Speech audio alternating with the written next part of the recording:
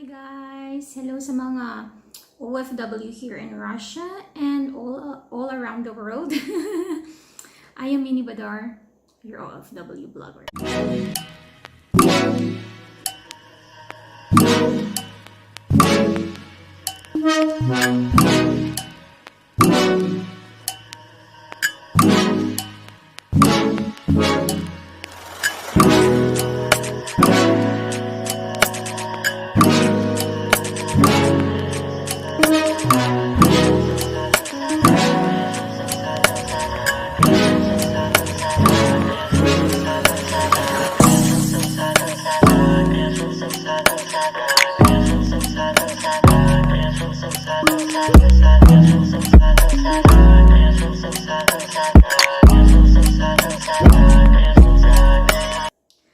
Okay, so for today's video, I promised na magbibigay ako ng part 2 para sa ESL or English as a Second Language class. Ayan.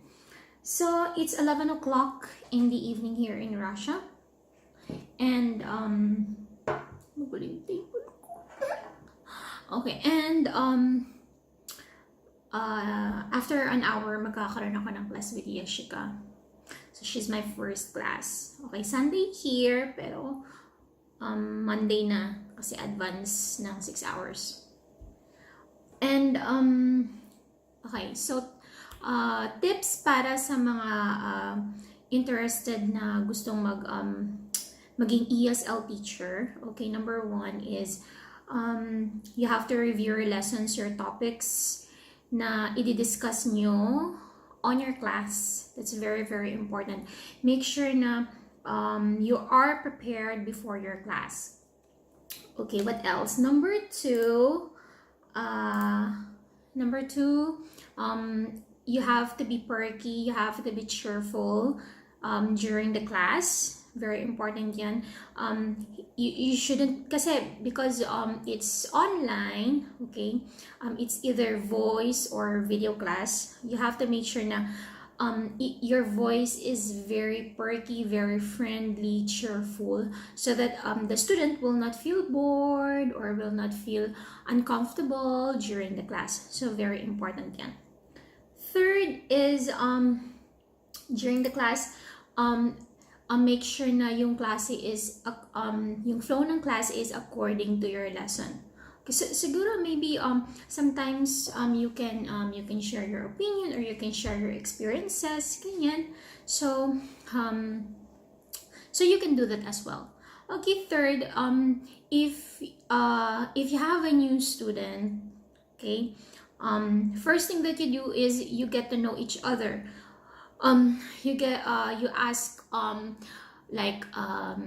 ano ba, tell me about yourself, can you introduce yourself, okay, mga ganyan, what do you do for a living, mga basic questions na tinatanong para magkaroon ng a little information about your student. And another tip is for Koreans, never ask question how old they are because they find it rude. Yon, never ask them. You cannot directly ask them, how old are you? Even if you said it in a very, very respectful way or in a very, very polite way, they still find it rude. I think that's part of their like custom. Siguro part yun ng nila, ng culture nila na it's rude to ask your age. Maybe you can ask, when is your birthday? Ganon. Okay? So, kapag ang student mo naman is bata, oh my God, you need to give all of your energy, your full energy. You have to prepare nursery rhymes. Ano pa ba? You should know more about animation movies or kahit ano basta related to kids. Very important yan. And of course, you have to be very, very perky, very, very cheerful in your class. Kasi pag hindi mo ginawa yon, the student will lose interest. And most of the time, the parent, especially the mother, is observing. Ganon.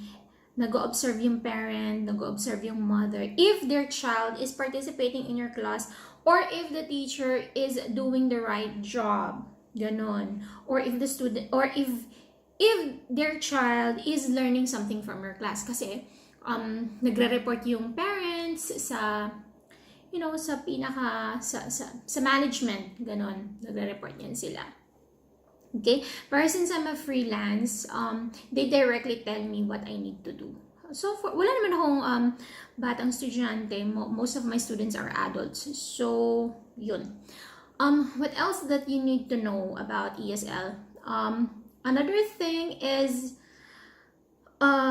okay, don't forget to, during the class, do not forget to take notes of your pronunciation, sentence corrections, new vocabulary. You can give new vocabulary na pag-usapan nyo sa class. Yan. You have to take them notes. And then your comments, your evaluation on that day, on that class. Yan. Importante yan. Diba yan? Gaano yung hair ko. So, yan. And just like me, I think last time pinakita ko sa inyo, di ba? Ayan, sorry, magulo yung table ko. Okay, so this is my lesson. So this is good for 1 week. This is my news article. Okay, this is my topic for today with Yashika and with Johan. Okay, I have here 1 article, and I have prepared. I made 10 questions here na I can ask, or I can, kapag hindi to enough, I ask more questions. Ganyan. So I make sure na in 20-minute or 10-minute, we make sure na maximize namin yung conversation namin. And another thing, make sure na yung student ang magsasalita, hindi yung teacher. Kasi the reason why they enrolled in your class is for them to speak in English. Okay? So, you can, don't talk much, you know. They have to talk more, yung student. Ayan. So, this is my lesson, yeah. And then, here is my, okay, so here is my daily assessment. This is my daily assessment. This is the date, the name, the time, the type of class. And then I think I've already explained this to you. This is the calendar.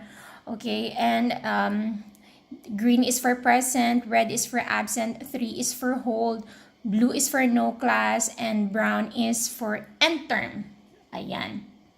So, dito ko nilalagay. So, say for example, ito yung topic namin last Thursday. Nag-free talk lang kami nung Friday. So, nilagay ko free talk.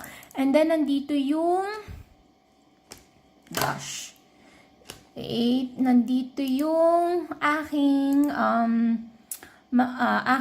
assessment in the class. So, I have the pronunciation, I have the sentence correction, and of course, my final assessment, my final comment about the class or about the student.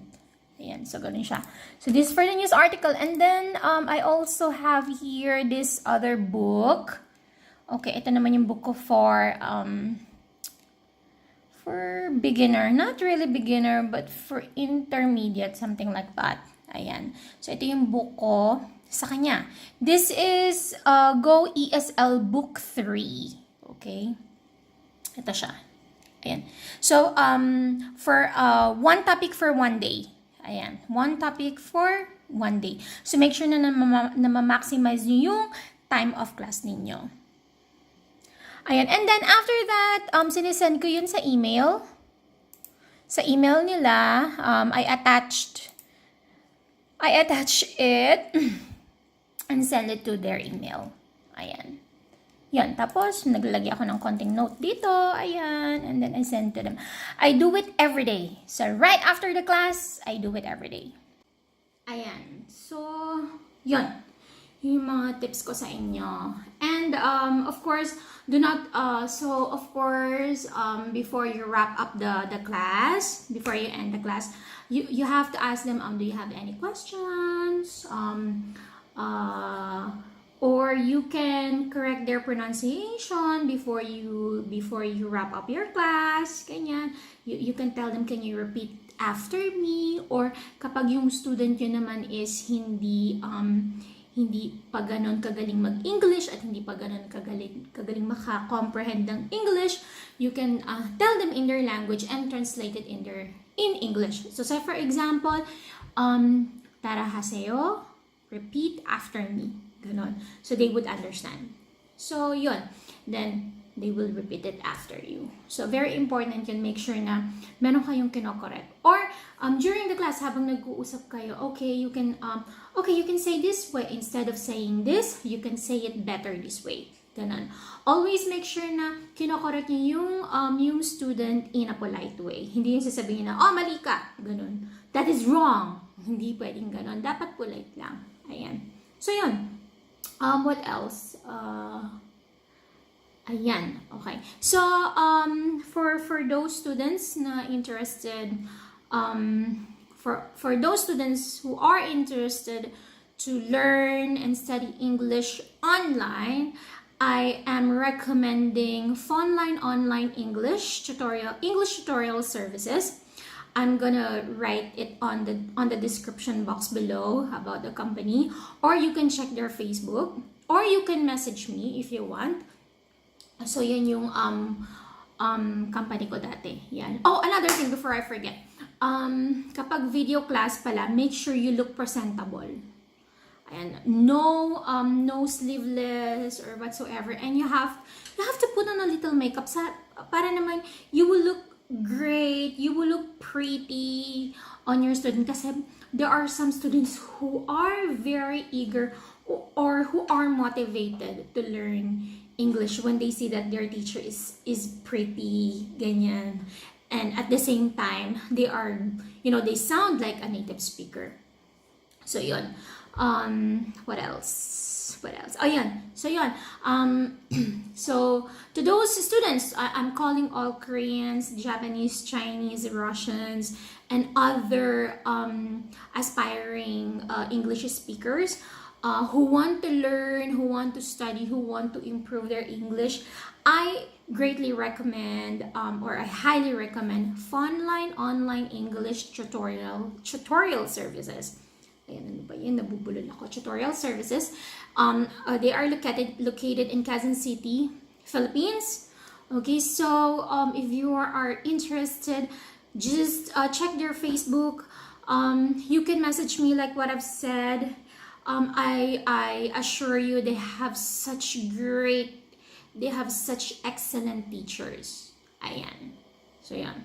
So, I hope this video really helped you a lot about ESL, or English as a second language, because I heard and I watched on the news that there will be many Chinese students who will learn or who will study English online with Filipino teachers. And I heard that they will pay high. Yeah. Yes. What can I say about the salary? Yes, merong income. Yes, merong income, of course, dito. So you just have to look for companies who can give higher salary, but that would depend on your experience. And before, I told you guys na you have to look for companies who will be willing to train you. Kasi, especially if you don't have experience. Ayan. So, I think there are companies na willing naman kayong i-train. Ayan. This is a good job, honestly. Online teaching has been my bread and butter for so many years, and what's the working hours? Okay, they follow their time zone. So in Korea, they are 6 hours advanced in the Philippines. Yun. And then China, same time yung time zone with the Philippines. So, say for example, you're in the Philippines and your class is 6 a.m. Then it's 5 a.m. in the Philippines, okay? So usually the working hours in the Philippines for ESL is from 5 a.m. to 2 p.m. and from 2 p.m. to 11 p.m. Ayan. So, di ba, very convenient yung time. It's so nice, especially for morning shift. After your shift in the morning, you can have a part-time job in the afternoon after that. I mean, that's what I did when I was in the Philippines. I have full-time job and then I have a part-time job. So I guess many of the teachers are doing like they have full-time job in the company, and then when they get home, they also have this home-based jobs. You know, they teach at home. Ayan. So it's really, really nice, you know. And of course, and another thing, with this kind of job, you will be able to have friends. You can make friends with them. Yeah, especially if your class with them is, you know, very long na, very matagal na. Like Yashika and with my other students, 4 years, 5 years, yeah, it's really, really great. I am. So I'm really keeping them, and I want to keep their trust. Very important, and you have to keep their trust. Ayan, kasi importante yun. And another thing is never ask for gifts, you know, or magpapahapyaw kayo ng mga something ganyan, yun. Kasi I've seen that, you know, there are some teachers na nagpaparinig. Hindi ko alam kung tama yung term ko, pero merong mga teachers na nagpaparinig na yeah, pwede mo akong dalhan ng ganito, padalhan ng ganito, ganyan. So yun, it's not good. Yeah, it's not good unless the student offered it to you. It's up to you if you want, if you will reject it or if you will just accept it. You know, if the student insists, why not, diba? But as much as possible, teachers, please do not ask anything from your student, especially sending you some stuff or, you know, cash, money. That's really not good, you know. Just it's just my advice, but I hope you won't. Ayun. So okay, so that's it. I think I've covered everything, and I need to prepare for my class. And I hope this video really helped you. So I'm gonna write on the description box the phone line online English tutorial services. So thank you so much for watching this video, and if you haven't subscribed, please subscribe here on my channel. It's Mini Badar. And you can follow me on my Facebook account. It's Mini Badar, or on my IG. It's Mini_me. Ayan. So thank you so much. Have a wonderful day. Have a great Monday. Thank you. Bye. By the way, before that, I'm gonna give you a glimpse of my class. I don't know. I'm really tired because I had to work all the day, whole weekend. Oh, I'm sorry to hear that. Yeah. You were not able to take a rest. Yes, because of that woman. Ah, that woman again. Yeah. Well, she's a burden, right? Right. Yeah, she's a really burden. And I don't understand. She can't realize the reality. Mm-hmm. And weekends she blame me. Mm-hmm. But I have no, fault. Mm-hmm. She threatened us.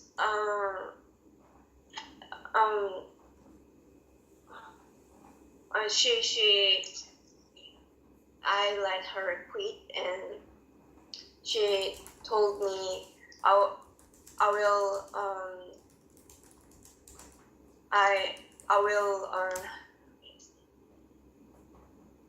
will tell the professor